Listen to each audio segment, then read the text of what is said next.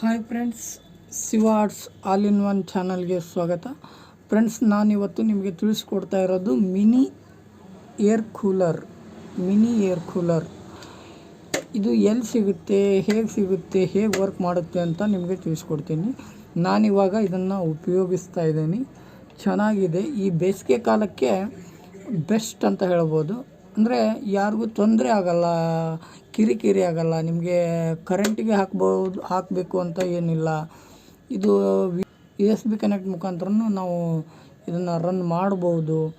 ಆಮೇಲೆ ಇದಕ್ಕೆ ನೆಕ್ಸ್ಟ್ ಬಂದ್ಬಿಟ್ಟು ಬ್ಯಾಟ್ರಿ ಮುಖಾಂತರನೂ ಹಾಕ್ಬೋದು, ಚಾಲೂ ಮಾಡ್ಕೋಬೋದು. ಆ ಥರ ಇದೆ. ಇದು ಹೇಗೆ ವರ್ಕ್ ಮಾಡುತ್ತೆ ಅಂತ ನಿಮಗೆ ತಿಳಿಸ್ಕೊಡ್ತೀನಿ.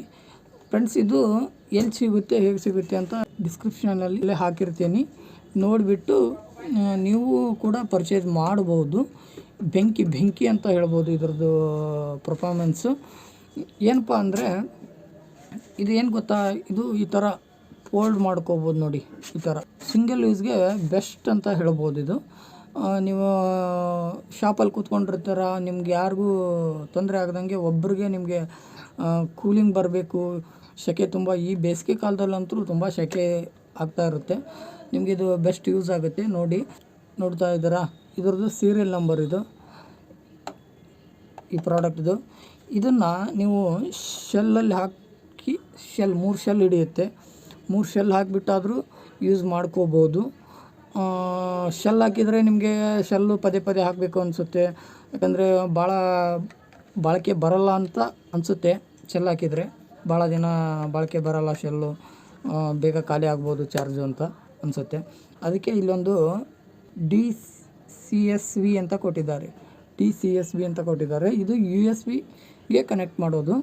ನೀವು ಇಲ್ಲಿಂದ USB-ಗೆ ಕನೆಕ್ಟ್ ಮಾಡ್ಕೊಂಬಿಟ್ರೆ ನಿಮಗೆ ಚೆನ್ನಾಗಿ ನಡೆಯುತ್ತೆ. ಆಮೇಲೆ ಇದು ಬಂದ್ಬಿಟ್ಟು ನೀವು ಇನ್ನೂ ಕೂಲ್ ಆಗಬೇಕು ಅಂದರೆ ಇದಕ್ಕೆ ನೀವು ಇಲ್ಲಿದೆ ಅಲ್ಲ, ಇದು ನೋಡಿ, ಇದು ಕ್ಯಾಪ್ ತೆಗೆದುಬಿಟ್ಟು ಇದರಲ್ಲಿ ನೀವು ಒಂದು ಬಟ್ಟೆ ಒದ್ದೆ ಮಾಡಿ ಹಾಕಿ, ಇಲ್ಲಿ ಒಂದು ಸ್ವಲ್ಪ ಐಸ್ ಕ್ಯೂಬ್ ಹಾಕಿದ್ರೂ ನಿಮಗೆ ಒಳ್ಳೆ ಗಾಳಿ ಬರುತ್ತೆ. ಆ ಥರ ಇದೆ ಇದು. ನಾನು ಇವಾಗ ಸದ್ಯ ಇದನ್ನು ಯೂಸ್ ಮಾಡ್ತಾ ಇದ್ದೀನಿ. ಚೆನ್ನಾಗಿದೆ. ಆಮೇಲೆ ತುಂಬ ಕಡಿಮೆ ಬೆಲೆಗೆ ನಿಮಗೆ ಒಳ್ಳೆಯ ಗಾಳಿ ಮತ್ತು ಕೂಲಿಂಗನ್ನು ಕೊಡುತ್ತೆ.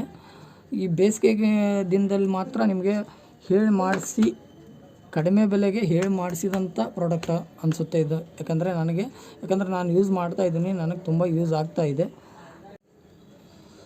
ನೋಡಿ, ಇದ್ರ ಲಿಂಕ್ನ ನಾನು ಡಿಸ್ಕ್ರಿಪ್ಷನಲ್ಲಿ ಕೊಟ್ಟಿರ್ತೀನಿ.